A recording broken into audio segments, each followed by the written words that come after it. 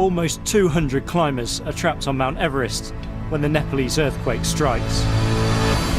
Whoa, inside! 18 people die on the mountain. Keep down! Under the table! But some have a miraculous escape. Must be an earthquake. I'm one of the survivors. This is the story of what happened to me on Everest and what I found in the country below.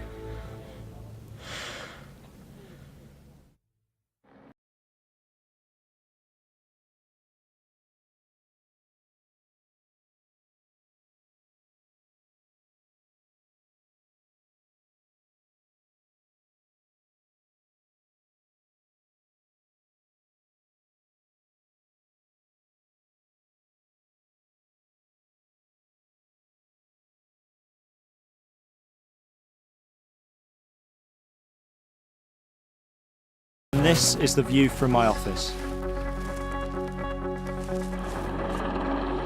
I'm here to film the British Army Gurkhas as they try for the summit.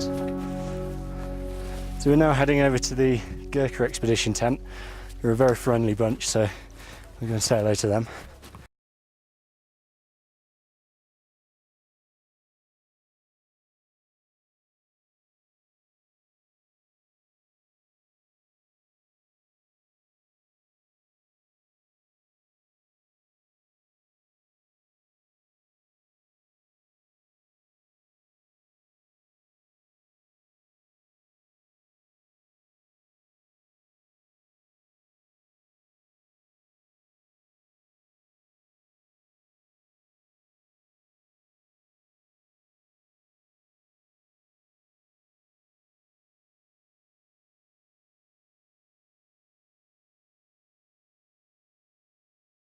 Of Afghanistan, but climbing Everest is still daunting. That challenge and this challenge is different. So there is challenge here. It's not fun climbing, top of the world. I mean, when you sit and look at it from your tent door for the last 2 days, It gets bigger, doesn't it?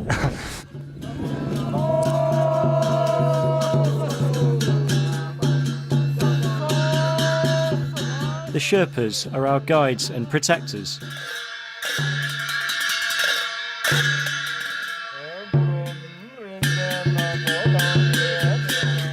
Among them is Kumar, one of the most popular on the mountain. I had no idea that you were a barber as well. The camp barber, Tenzing. So how often do you do this? And his customer, Pasang Temba. All three will be dead within days. I'll leave them to it, I think.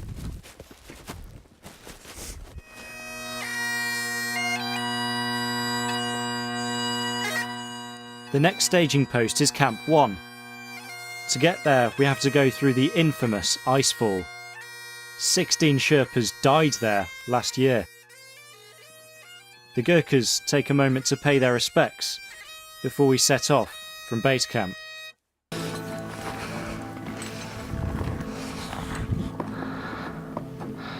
It's a 7-hour climb through a glacier riven with crevasses. The towers of ice are constantly moving.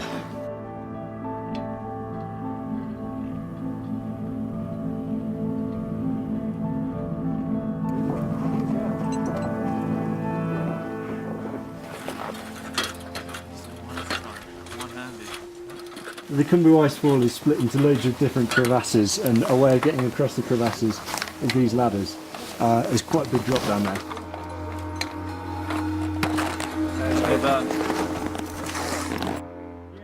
We get out of the icefall just in time. We're arriving at Camp 1 when the earthquake hits. Back at base camp, this is what happens.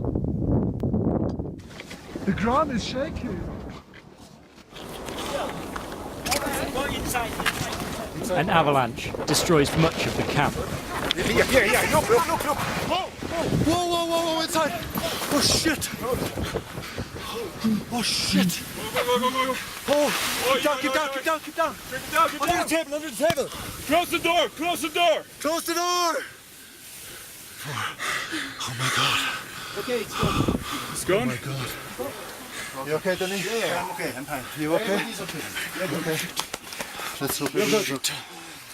That's big. So many people have to come on today. I know. No. What was that? Was that an earthquake? Yeah. Must have been an must have earthquake. Oh my god.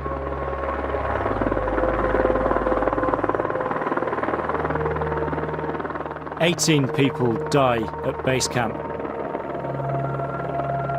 These news pictures show how the injured were rescued and how the most severely injured were airlifted out. But up at Camp 1, we have no idea what's happening.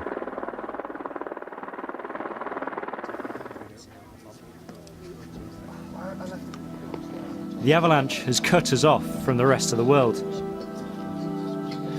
It sounded not like a avalanche that I know of.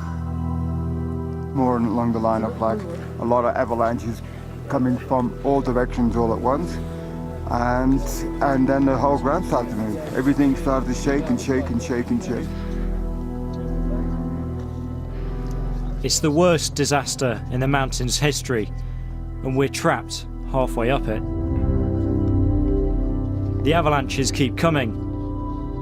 The ones below us are not dangerous. The ones above are. Our guide shouts a warning each time. One below, one above.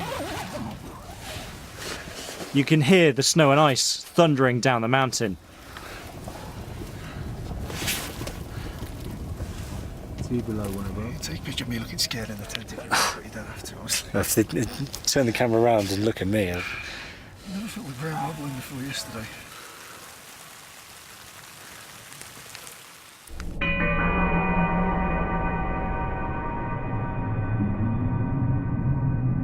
Camp 1 is always dangerous. It's so prone to avalanches, you only stay for 18 hours on a good day. Almost everybody thinks we're going to die. We try and carry on as normal. How many guests do you have in there? We have one full and one part. We're fine. Yeah, thank you, Tunde.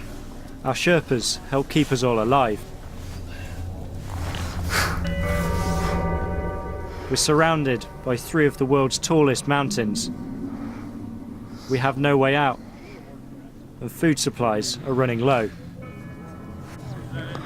What does that say? We're going to stuck up here for 4 days, like. I was going to say eat my shoes, but you can't eat these. Water is vital at altitude, and the precious gas to boil snow is running out.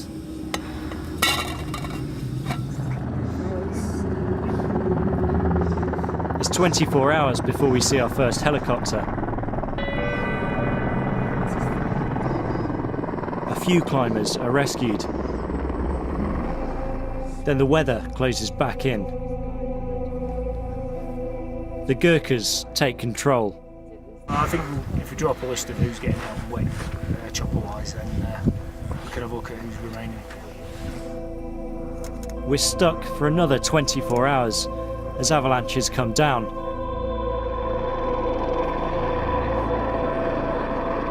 Then another helicopter gets through. I'm on my way.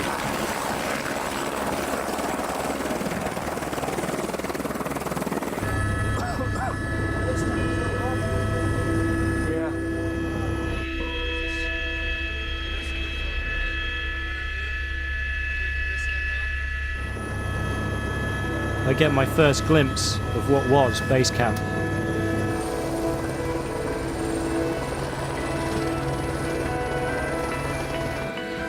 It's unrecognisable from what we left behind. Amongst the random objects strewn down the mountainside is an old sofa. It allows me a moment's rest.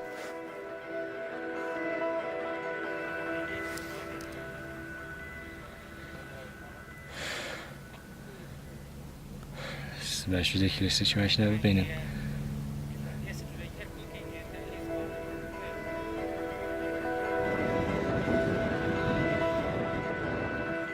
The area where the Gurkhas had left their tents has been wiped out. Those near it are either dead or injured. We just knew how bad it was because we looked over to the Gurkha camp and it was flat. There was nothing, it was just nothing. And I came back to the camp and found the guys. A couple of them were still alive, but they were really bad. My tent was also directly in the path of the avalanche. If I'd been at base camp, I would have been killed. That was my tent. I would have been so dead.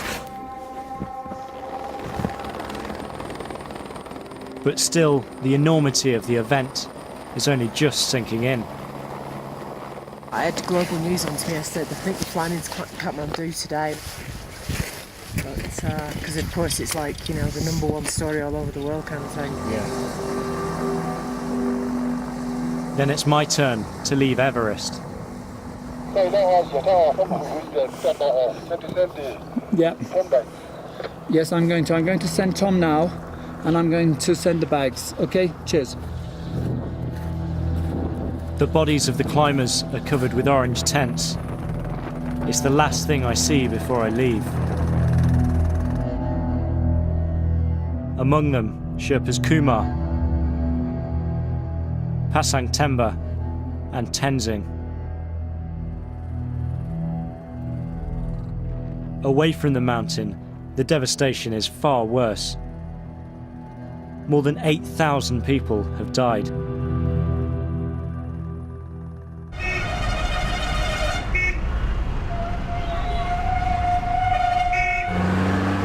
This is Nepal's capital, Kathmandu, a month after the earthquake.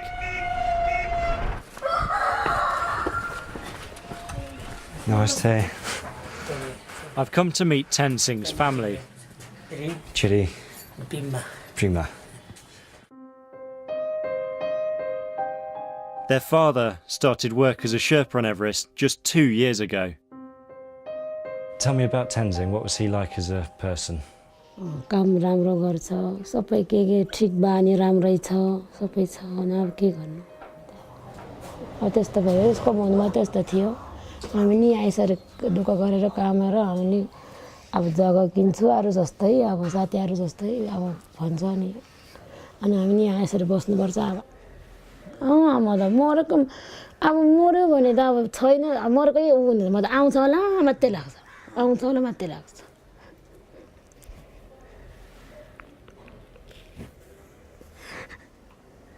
मर्न होला फर्केर आउँछ मात्रै लाग्छ आगो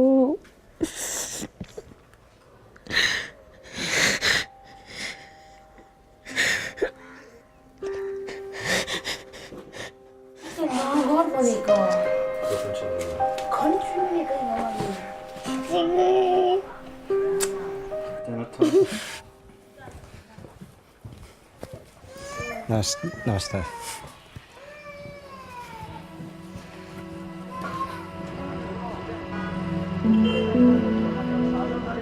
Whole neighbourhoods have been reduced to rubble.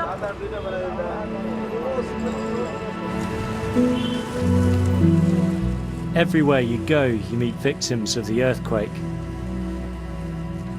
This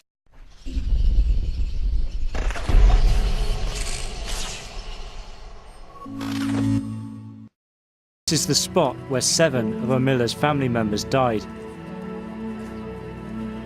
They were redecorating their home when the earthquake struck.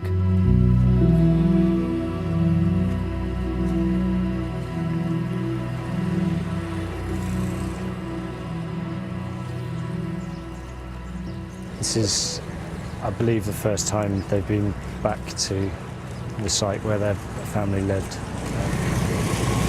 It's not exactly going to be easy for them.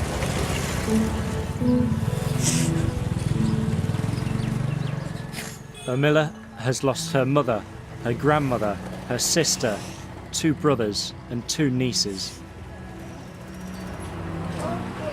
How will you continue with life after this?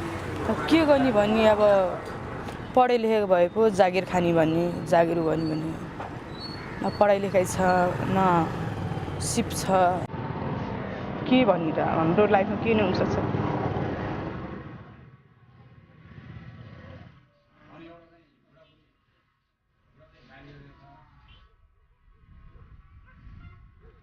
The buildings still standing are often dangerous. Hundreds have taken refuge on this golf course.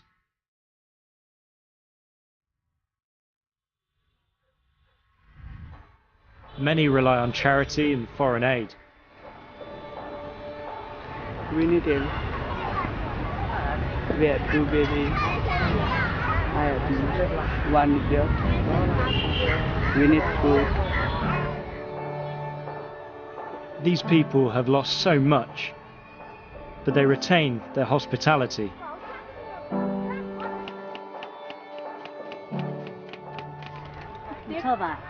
I'll try some, but it's yours. All right. Thanks. So even after everything that's happened, their generosity is unbelievable. Just offering me food, and these guys have got to stay in tents, and they're still trying to help me out.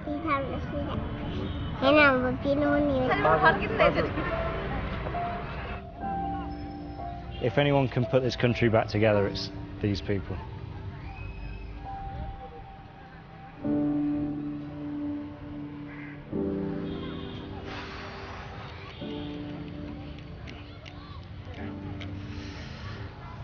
I'm normally pretty good with words, but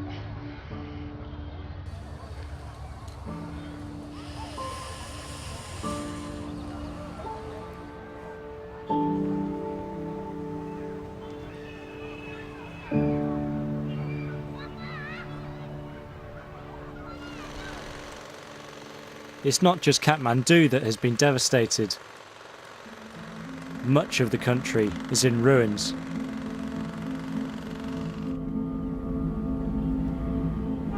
I'm heading out of the city with the British Army. We drive with Govinda, one of the Gurkhas who helped me on the mountain.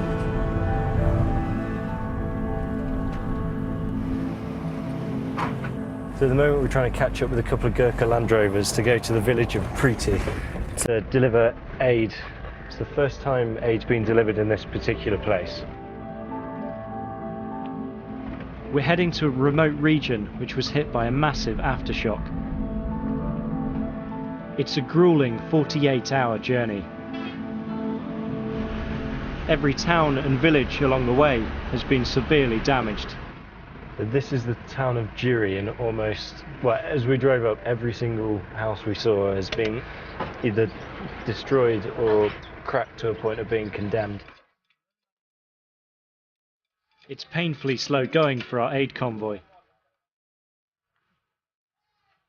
At the moment, they've got a flat tyre, and they're doing what the locals seem to do best, is repairing on the move.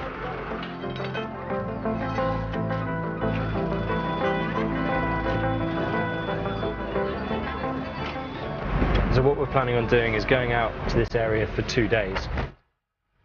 And that will give the Gurkhas a chance to work out exactly how much damage there is and what they can do to help the people there, and us a good opportunity to see how they do it. And we've stopped already.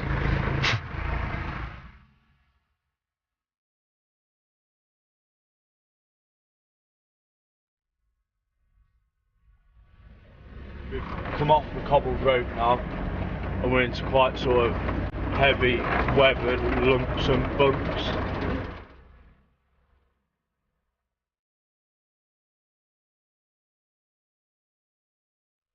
As the roads get worse, the aid lorry struggles to make it up many of the hills.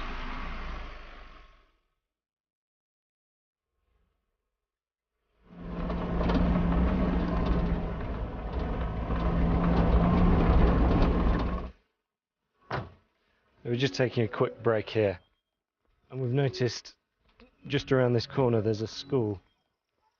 You can see all the blackboards in the corner and the school benches all out on the side.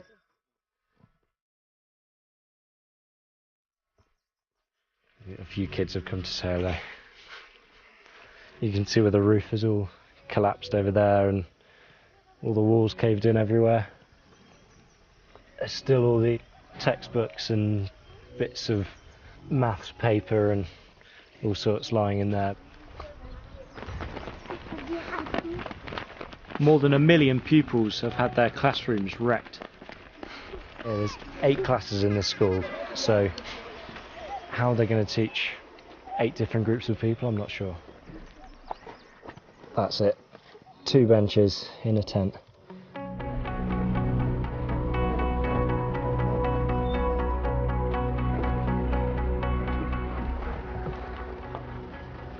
They're in another destroyed village.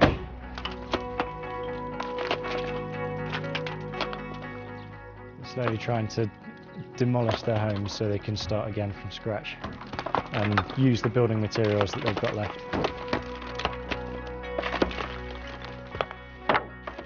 At the end of this road you could probably walk for 5 days and still be finding new villages, which is why it's so difficult to get aid to places and why the Nepalese people have to be so resourceful themselves to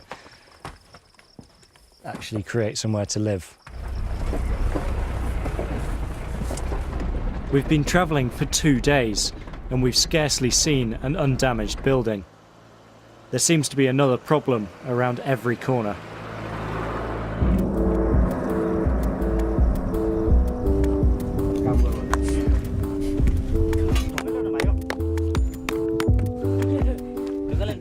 The Nepalese people are rebuilding the country stone by stone.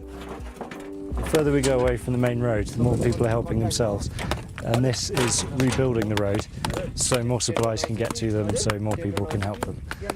It's quite ingenious the way they make it. They just hammer rock straight on top of the dirt.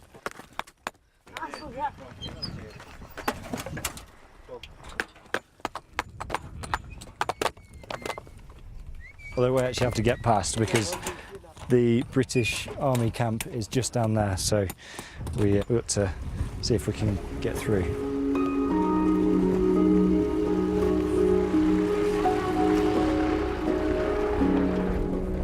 We're just heading on the final stretch to the village of Preeti.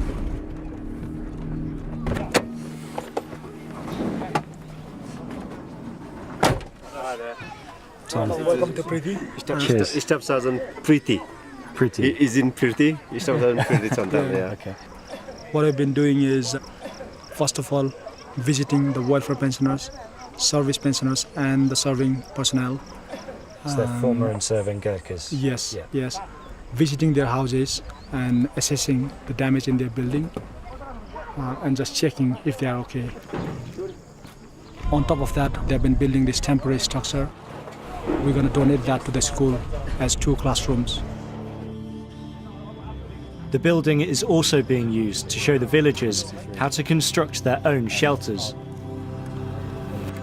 Obviously, you already seen how resourceful the Nepalese people are. If they see, then they will copy very easily. The old school is too dangerous to use. These buildings will get pupils back in the classroom. Every day, 2 or 3 shock are coming, and they are very much terrified, they are very much afraid. And we only console the students, make them enjoy and forget the fear in their mind and restart their study.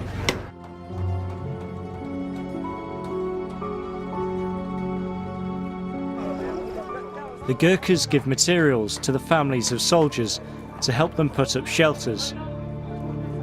But it's a race against time. The monsoon rains will soon make building impossible. 1,400 houses have been checked in the area. Not a single one is safe to live in.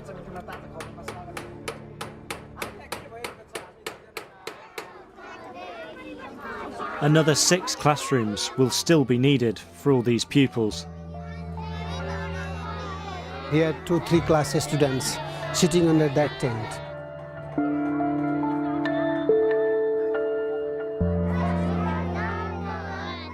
The Gurkhas are moving on to another remote village, and so am I.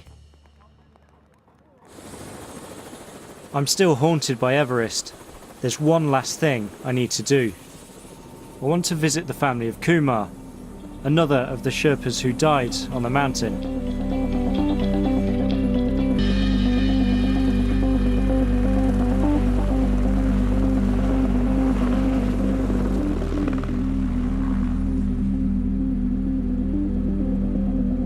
I feel apprehensive. I can't stop thinking it should be Kumar returning home, rather than me. Kumar's widow, Pancha, is waiting to greet me. Namaste. Namaste.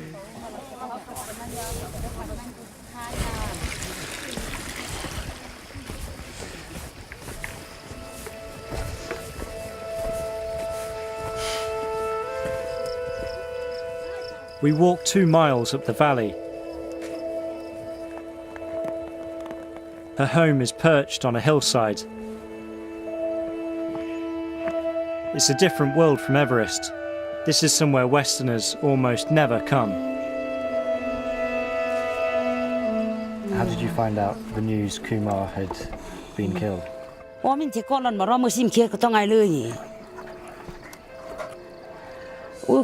Gas mateo dolo lo mi tu ti ma kora che kon nam lo cha sia ke dung sem tuk durwa mi no mo lo ni chati.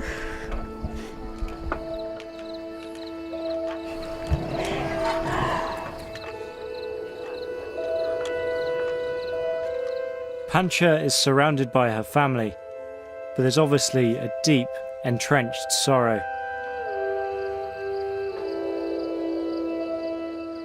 Despite all that they're going through, I'm still offered food and a place to stay overnight. Once again, I'm touched by their hospitality.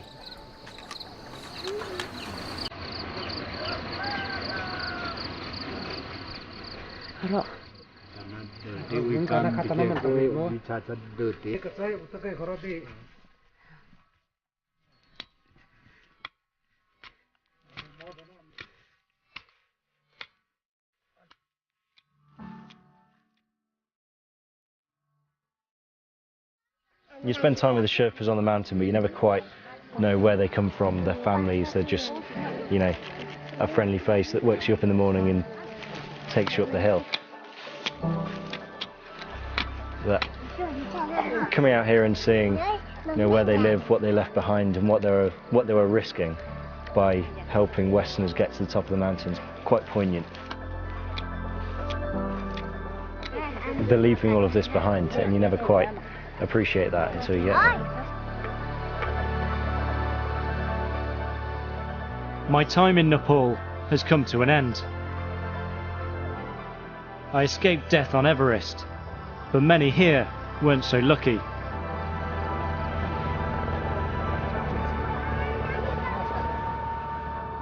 And for those left behind, the struggle to rebuild their country is only just beginning.